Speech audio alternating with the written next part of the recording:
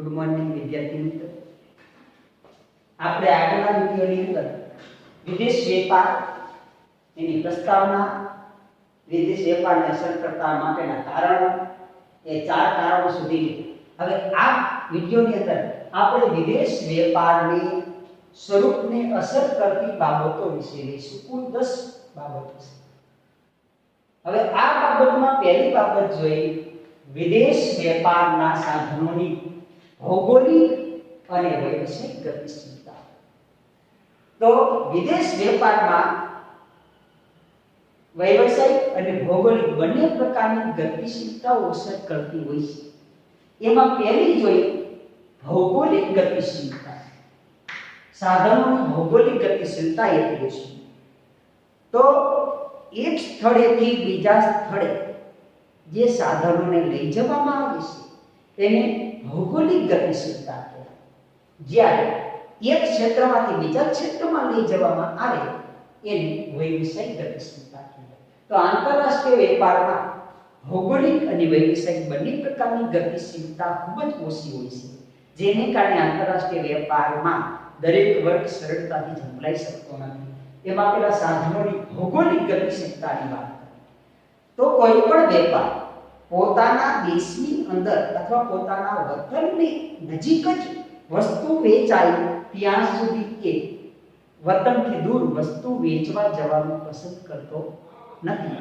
દાખલા તરીકે ગુજરાતનો વેપારી હોય, હળવદનો વેપારી હોય તો હળવદ વસ્તુ વેચે ત્યાં સુધી એ અમદાવાદ લઈ જાય અને અમદાવાદ વસ્તુ વેચાય ત્યાં સુધી એ ગુજરાત બહારના કોઈ રાજ્યોમાં ન જાય। અને જો આ જ પ્રશ્ન ગુજરાત બહાર એટલે ભારતની બહાર વેચવા જવાનું હોય તો સૌ શું પસંદ કરશે? એટલે કે ભૌગોલિક પરિબળ અસર કરવાનું મૂળ કારણ શું છે? ભાષાકીય પ્રશ્ન। ગુજરાતની અંદર કોઈ પણ જગ્યાએ વસ્તુ વેચવાની હોય તો ગુજરાતી ભાષા ચાલે।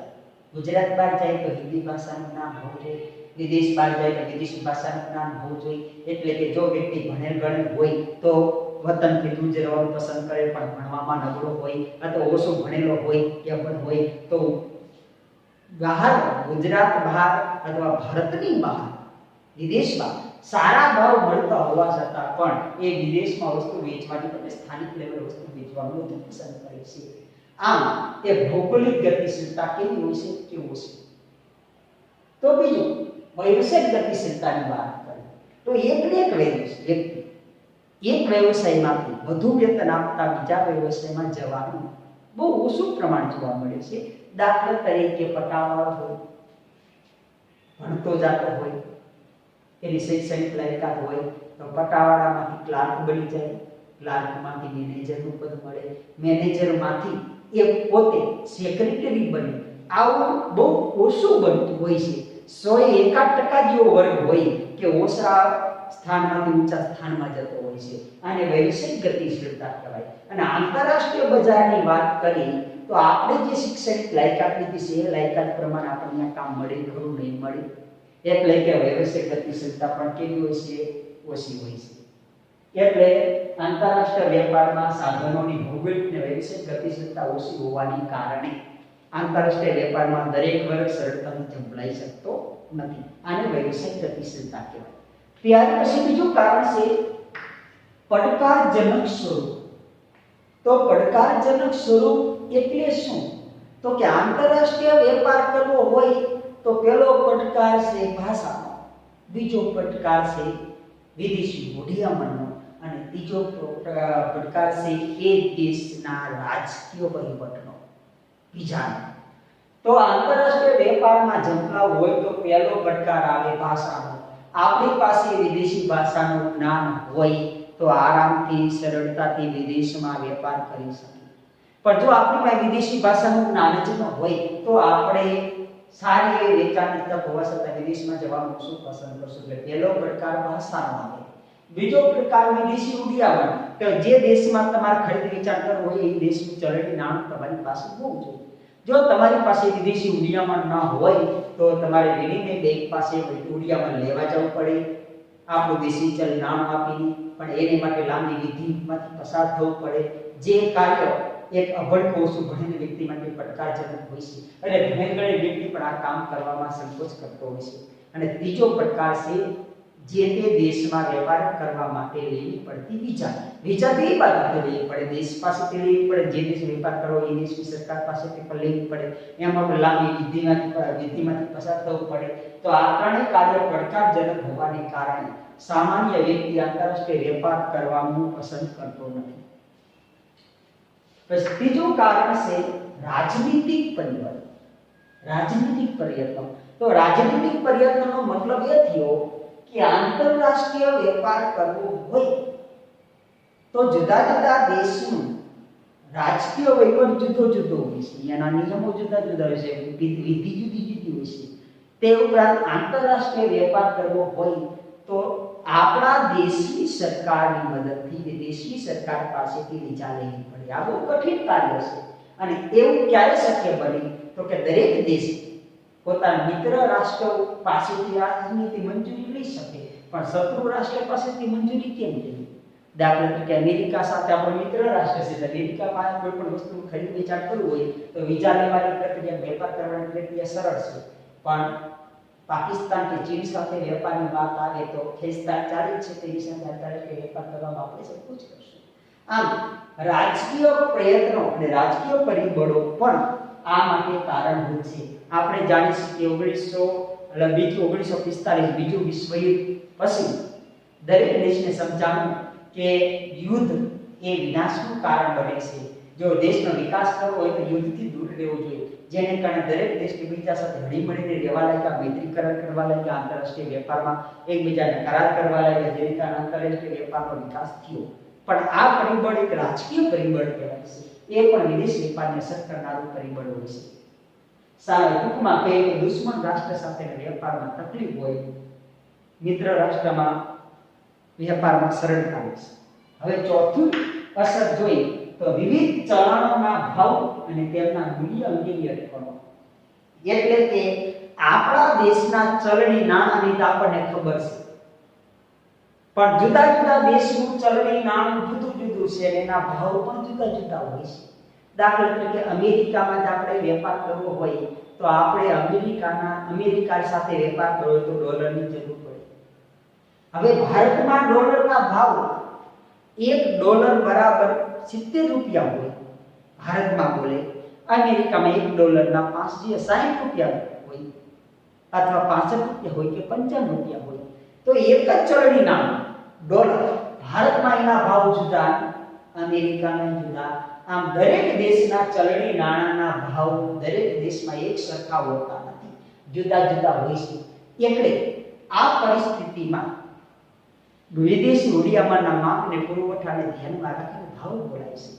અને આ ભાવ બોલાતો હોવાને કારણે પહેલા તો આપણે વિદેશમાં વેપાર કરવો હોય, વિદેશમાં અમેરિકાની વસ્તુ ખરીદવી હોય તો અમેરિકાનો ડોલર જોઈએ, અને અમેરિકાનો ડોલર હોય તો એ ડોલર મેળવવા માટે કાં તો ભારતની વિનિમય બેંકમાં જવું પડે, અથવા તો અમેરિકાની કોઈ બેંક પાસે જઈ અને આપણું મૂડીમાલ આપીને આપણે ડોલર લેવા પડે, અથવા તો અમેરિકાની કોઈ વેપારી સંસ્થા હોય તો એ સંસ્થાને ડોલરના બદલામાં રૂપિયા દેવા. જો એ સંસ્થા સ્વીકારે તો ડાયરેક્ટ એને રૂપિયા દઈ તો રૂપિયાનું ડોલરમાં રૂપાંતર કરીને આપવું પડે. દાખલા તરીકે $70 આપણે ખરીદી કરી અમેરિકામાંથી, તો અમેરિકા વાળાને $70 આપણે પાસે શેર નહીં, તો કાં તો આપણે વિનિમય બેંકમાં ડોલર લઈ જવું પડે, કાં તો અમેરિકાની બેંકમાં ડોલર લેવા પડે. હવે બેમાંથી કે શક્ય ન હોય તો ત્રીજું કાર્ય શું છે તો કે વેપારીને કહે કે મારી પાસે રૂપિયા છે, એ $70 બદલામાં $1 બરાબર 70 રૂપિયા હોય તો $1 70 એટલે કે 4,900 રૂપિયા આપણે એને આપી એટલે $70 નું વળતર થઈ જાય. તો આ પરિસ્થિતિમાં સામેનો વેપારી જો આપણું ચલણી નાણું સ્વીકારે તો વાંધો નહીં, ન સ્વીકારે તો ઘણી બધી વખત મુશ્કેલી થાય કે 7,900 રૂપિયાને બદલે વધુ રૂપિયા માંગે, આપણી ગરજ હોય તો આપણે વધુ લેવા પડે. આમ વિવિધ ચલણોના ભાવ અને તેની મૂલ્યમાં એક અટકળો જોવા મળે છે, એક સમાનતા જોવા મળતી નથી. એટલે પ્રશ્ન મોટો એ થાય કે આપણે આટલા રૂપિયા થાય, ખરેખર એટલા રૂપિયા સ્વીકારશે કે નહીં સ્વીકારે. જો સ્વીકારે તો વાંધો નહીં, અને જો ડાયરેક્ટ રૂપિયા સ્વીકારે તો ભાવ વધુ પણ લે. એટલે કયો ભાવ લે તે નક્કી કરી શકાતું નથી. એટલે કે વિદેશી ચલણના મૂલ્યમાં અટકણો જોવા મળે છે.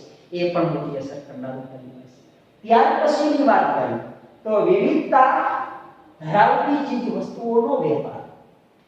તો આજે જોઈએ તો તમામ ચીજ વસ્તુ વિવિધતા ધરાવે છે. એક જ ઉપયોગી એક જ કિંમતની એક જ ઉપયોગિતા ધરાવતી વસ્તુ જુદા જુદા મોડલ, જુદી જુદી ડિઝાઇન અને જુદા જુદા સેમ્પલમાં જોવા મળે છે. જુદી જુદી કંપનીઓ દ્વારા બનાવવામાં આવે છે.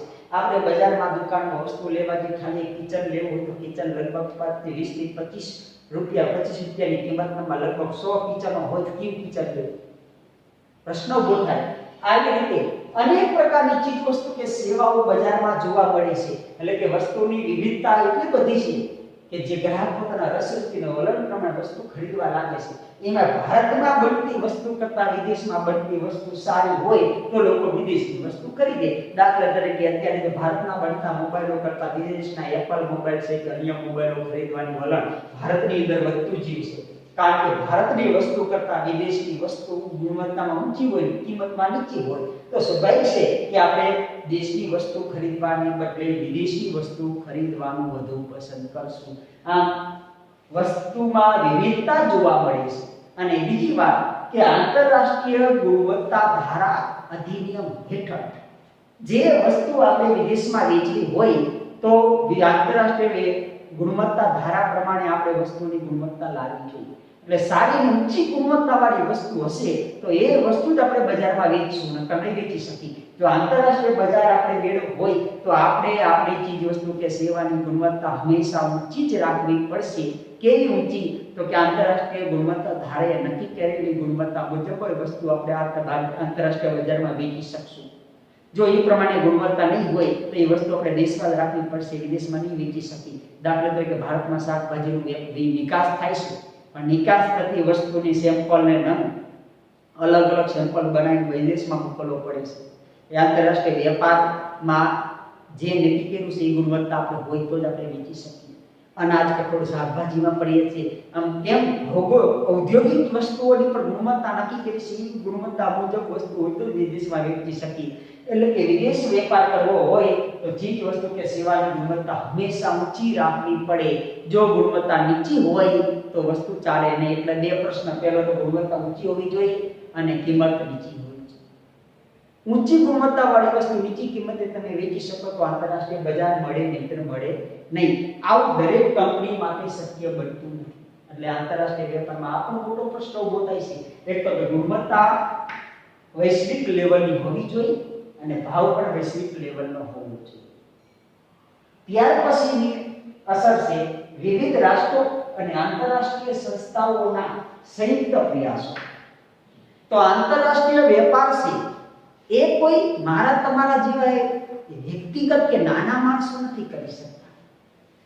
કારણ કે આંતરરાષ્ટ્રીય વેપારમાં મોટા ભાગે મોટા રાષ્ટ્રો અને સંયુક્ત આંતરરાષ્ટ્રીય સંસ્થાઓ, એટલે કે આંતરરાષ્ટ્રીય કંપની હોય, એક કરતા વધારે દેશની માલિકી ધરાવતી કંપનીઓ અથવા મોટા વેપારીઓ અથવા મોટી મોટી સંસ્થાઓ આંતરરાષ્ટ્રીય વેપાર કરતી હોય છે. આવું કામ પ્રાચીન કાળથી ચાલ્યું હતું. અત્યારે જો ભારતમાં આંતરરાષ્ટ્રીય વેપાર થતો હોય તો આંતરરાષ્ટ્રીય વેપારમાં નાના નાના વેપારીઓ છે એ વસ્તુ ખરીદે, મોટા વેપારીના મધ્યમ કદના વેપારીને આપે, એ વેપારી મોટા વેપારીને આપે, મોટા વેપારી મોટી કંપનીઓને આપે. જે આંતરરાષ્ટ્રીય વેપાર કરતી કંપની બે પ્રકારની હોય, ઉત્પાદક કંપની અને વેપારી કંપની.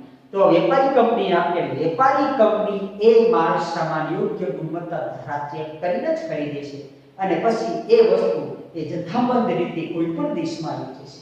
એમ આંતરરાષ્ટ્રીય વેપાર ધરાવતી કંપની હોય તો એવી કંપનીઓનું મોટા ભાગે આંતરરાષ્ટ્રીય વેપારમાં વર્ચસ્વ છે. આપણે કોઈ પણ વસ્તુ વિદેશમાં વેચવી હોય તો આપણે એ સંસ્થાને વેચવી, સંસ્થા એ આપણા વતી વેચે છે. એટલે કે મોટા ભાગના નફાનો લાભ કોને મળે છે? કે મોટી સંસ્થા, મોટી વેપારી એકમને. એમ ભારતમાં ઘણા બધા એવા મોટા વેપારીઓ છે કે જે મોટી મોટી કંપનીઓ સ્થાપિત બેઠા છે. ભારતના નાના નાના વેપારીઓ પાસેથી વસ્તુ ખરીદે છે અને એ ખરીદી અને વિદેશમાં વેચે છે. વિદેશમાં વેચતી વખતે એ નક્કી કરે કે ઉત્પાદકને કે આટલી ગુણવત્તા આપે કે એ ગુણવત્તા મુજબ માલસામાન હશે તો જ અમે એ વસ્તુ ખરીદી વિદેશમાં વેચવું રહી કે નહીં. તો આમ મોટી મોટી આંતરરાષ્ટ્રીય સંસ્થાઓ અને વિવિધ રાષ્ટ્રોએ નક્કી કરેલા ધારાધોરણ મુજબ જ વસ્તુ બજારમાં બનાવીને વેચવી જોઈએ. જો એ ધારાધોરણ મુજબ વસ્તુ ન હોય તો બંદરે તે વસ્તુને પાછી ઠેલવવામાં આવે છે. કેમ કે આંતરરાષ્ટ્રીય બજારમાં વસ્તુ વેચવાની હોય તો જેટલી વસ્તુ તમે વેચવાના છો એ તમામ વસ્તુના મંજૂરી પત્રક લેવું પડે. મંજૂરી પત્રક મળ્યા પછી એ વસ્તુ પેકિંગ થાય પછી બજારમાંથી એ વિદેશમાં જાય, એ પહેલા જતી નથી. એટલે આંતરરાષ્ટ્રીય બજારમાં વસ્તુ વેચવાની હોય તો તમામે નાની નાની બાબતોને ધ્યાનમાં રાખી ગુણવત્તાથી મારી પેકિંગ સુધીની બધી ચકાસણી કરી પછી જ આંતરરાષ્ટ્રીય બજારમાં એ વસ્તુ વેચાય છે. એટલે આ પણ એક મોટો પ્રશ્ન ઉભો થાય છે. એટલે કે નાના માણસને આંતરરાષ્ટ્રીય વેપારનો લાભ મળતો નથી. મોટા ભાગને મોટા રાષ્ટ્રો, મોટી કંપનીઓ, આંતરરાષ્ટ્રીય કંપનીઓ, મોટી રાષ્ટ્રીય કંપની, આંતરરાષ્ટ્રીય કંપનીઓ જ આનો લાભ લેશે. બાકી નાના કે છૂટક વેપારીને આનો લાભ મળતો નથી. આ સૌથી મોટી કારણ છે. ત્યાર પછી અત્યંત મોટા પાયાનો વેપાર, એટલે કે આંતરરાષ્ટ્રીય વેપાર છે એ નાના પાયે ન થાય. આ મુદ્દો જ કહે છે કે વેપાર કરનારી કંપની જ હોય. રાષ્ટ્રીય કંપની અને આંતરરાષ્ટ્રીય કંપની આ વેપાર કરતી હોય છે. તો રાષ્ટ્રીય કંપની અને આંતરરાષ્ટ્રીય કંપની કે નાના પાયામાં વેપાર કરતી ન હોય, જથ્થાબંધ વેપાર કરતી હોય, મોટા પાયે વેપાર કરતી હોય. કપાસની નિકાસ કરતી કંપની છે એ કપાસ નાના પાયે ન ખરીદે, મોટા પાયે ખરીદે. લગભગ 5 થી 6 યાર્ડના કપાસ 2-3 મહિનાના ભેગા કરી ગાંસડીઓ બનાવી ચેક કરી ગુણવત્તા યોગ્ય છે એને અલગ રાખે, ગુણવત્તા વગરની અલગ રાખે, ગુણવત્તા વાળીના પેકિંગ કરી પછી બંદરે લઈને બીજા સામે મોકલે, સેમ્પલ મોકલે. જે દેશમાં મોકલવાનો અહીંયા કણે બીજા લઈને ચેક કરાવે અને પછી જ મોકલે. એટલે કે આ વેપાર મોટા પાયે થાય, નાના પાયે આનો વેપાર થતો નથી. એટલે કે આવો વેપાર કરવો હોય તો મોટા વેપારી બનવું પડે. એવું આપણા માટે શક્ય નથી, દરેક વ્યક્તિ માટે શક્ય નથી. આંતરરાષ્ટ્રીય વેપાર મોટા પાયે થતો છે, નાના પાયે થતો નથી. નાના પાયે આ વેપાર કરવો શક્ય પણ હોતો નથી. ત્યાર પછી સમસ્યા તો વધુ પ્રમાણમાં કરવેરા અને પરવાનગીઓ. પહેલી વાત એ કે દરેક દેશના કરવેરા જુદા જુદા હોય છે. અમુક ધ્યાને કરવેરા ઉપર પરવાનગી પણ જે દેશમાં વેચાણ કરો એ દેશમાં પરવાનગી લેવી પડે. આંતરરાષ્ટ્રીય વેપારમાં પહેલા કરવેરાની વાત કરી તો કે દરેક દેશના કરવેરા જુદા જુદા હોય છે. એટલે જે દેશમાં વેચાણ કરો, આંતરરાષ્ટ્રીય વેપાર કરવાનો હોય તો એક કરતા વધારે દેશમાં કરવેરો ભરવો પડે છે. એટલે કરવેરાનું ભારણ વધી જાય છે. દાખલા તરીકે ભારતમાંથી અમેરિકામાં કે ઇંગ્લેન્ડમાં કોઈ પણ દેશમાં વેચાણ કરવું હોય તો પહેલો કરવેરો ભારત સરકારને ભરો. ભારતમાંથી વસ્તુની નિકાસ કરો પછી જે રસ્તામાં જેટલા દેશના જેટલા બંદરોમાં તમે ઊભા રહે એ બધી દેશની સરકારને, જે દેશની સરહદમાંથી આપણે જહાજ પસાર કરો એ દેશની સરકારને કરવેરો ભરવો પડે. અને અંતે મૂળ વ્યક્તિને સુધી પર કરવેરો પહોંચતા અનેક દેશોને કરવેરો ભરવાનો થાય છે. આપણે જોઈએ કે હળવદથી માણસામાં ભર્યો અને અમદાવાદ નાખો, જેટલા ટોલ ટેક્સ છે બધે ટોલ ટેક્સ માણસામાં નાખવું પડે છે, ટેક્સ ભરવો પડે છે. એમાં આંતરરાષ્ટ્રીય વેપાર વાપરા જેટલા દેશની બોર્ડર ઉપરથી તમે પસાર થાવ એટલા દેશની બોર્ડરને કરવેરો ભરવો પડે છે. એટલે કે કરવેરાનું પ્રમાણ ભારણ વધી જાય છે. એટલે વસ્તુની જે મૂળ કિંમત કરતા વધારે તો કરવેરો થઈ જાય. ભારતમાં જે કિંમત હોય અમેરિકા જેટલે પહોંચે તો કર જેટલી કિંમત છે એટલો કરવેરો થઈ જાય. કિંમત ડબલ કિંમત એવી જ પડે. આને કારણે પણ ઘણી બધી વસ્તુ મોંઘી બને છે, જેને કારણે એ નિકાસ કરતી વસ્તુની કિંમત પહેલેથી નીચી રાખવી પડે છે. બીજું પરવાનગી. તો જે દેશમાં વેચાણ કરવાનું હોય તો બે દેશની પરવાનગી લેવી પડે. પહેલી પરવાનગી આપણા દેશની અને બીજી પરવાનગી જે દેશમાં લેવાની હોય, વેચવાનું હોય એ દેશમાં. જો એ દેશ આપણા દેશની સરકાર પરવાનગી આપે પણ સામાન્ય દેશની સરકાર પરવાનગી ન આપે તો આપણે આંતરરાષ્ટ્રીય વેપાર કરી શકતા નથી. એટલે પહેલી પરવાનગી આપણા દેશની, પછી પરવાનગી સામેના દેશની. કારણ કે અમુક દેશ નિયમ કર્યો તો અમુક દેશની આયાત ઉપર પ્રતિબંધ હોય, તો અમુક દેશની અમુક વસ્તુની નિકાસ ઉપર પ્રતિબંધ હોય. આપણે જે વસ્તુની નિકાસ કરવાની છે એ નિકાસ ઉપર જો ભારત સરકારે પરવાનગી આપી છે કે નથી, જો ભારત સરકારે પરવાનગી ન આપી તો નિકાસ થઈ શકતી નથી. અને ભારત સરકારે પરવાનગી આપી તો સામેના દેશે આ વસ્તુની આયાત ઉપર પ્રતિબંધ લગાવ્યો છે તો આપણી પરવાનગી મળવા છતાં પણ આપણે એની નિકાસ નથી કરી શકતા. આમ વધુ પ્રમાણમાં કરવેરો અને જુદા જુદા બંને દેશની પરવાનગીનો પ્રશ્ન સૌથી મોટો થાય છે અને આ પરવાનગીની સમસ્યાને કારણે નાના વેપારીઓ આંતરરાષ્ટ્રીય વેપાર કરવાનું ટાળે છે. નામે જે આંતરરાષ્ટ્રીય વેપારનો સમયગાળો વધારે જોઈએ, કારણ કે માલ સામાન પેક કર્યા પછી બંને દેશની પરવાનગી ન આવે ત્યાં દરેક પોર્ટ એટલે કે બંદરે એ ગોડાઉન રાખીમાં મૂકી રાખવું પડે, એનો ભાડું ચડવી એટલે આંતરરાષ્ટ્રીય વેપારમાં આ પણ મોટો સમસ્યા છે. એ સિવાય છેલ્લી સમસ્યા હરીફાઈ અને જોખમની ઊંચી કારણ. હરીફાઈ અને જોખમની ઊંચી માત્રા. પહેલી વાત જોઈ હરીફાઈ, પછી જોખમ. તો દેશની અંદર વસ્તુ વેચવાની હોય, દેશના ઉત્પાદકને દેશમાં જ વસ્તુ વેચવાની હોય, તો જાણીશું કે આપણા દેશમાં આપણા હરીફો થોડા હોય છે, દેશ પૂરતા હોય છે. પણ આંતરરાષ્ટ્રીય બજારમાં વસ્તુ વેચવાની હોય તો વિશ્વના મોટા ભાગના દેશના ઉત્પાદકો સામે તમારે હરીફાઈમાં ઉતરવું પડે છે.